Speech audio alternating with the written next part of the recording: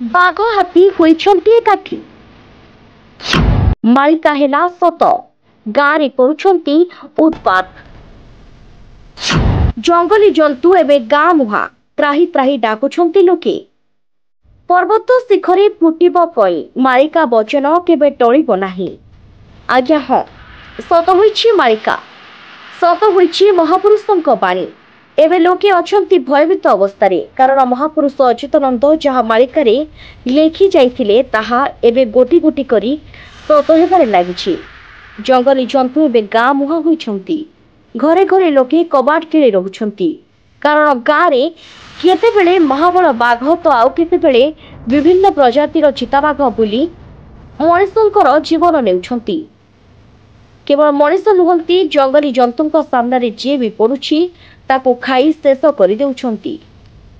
गाई गोरु छेली मेंढा काहाकु भी छाड़ू नाहांती आउ एतिकी बेले लोके कहउछन्ति परिजुग शेष हेबाकु आसिलानी आ मनीष माने एही सब घटना देखि भयभीत होई पड़िलेनी।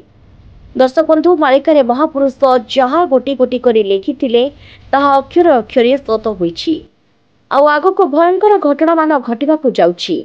निकटरे गंजाम सुनाबेड़ा अंचल में बाघ आतंक सृष्टि करुवा बेले जड़े छुआ सहित गोटे महिला आक्रमण जहाँफल लोके बंदी अवस्था रही शेष वन विभाग आसी नाकेदम हो बाघ को धरी तेज बर्तमान पुणी थे गाँव में पशिला हेटा बाघ बनरू बाहरी जनबसती हेटा बाघर आतंक कटक जिलार नियालीर पूरा पंचायत रे कोकोआ भय सृष्टि होइछि।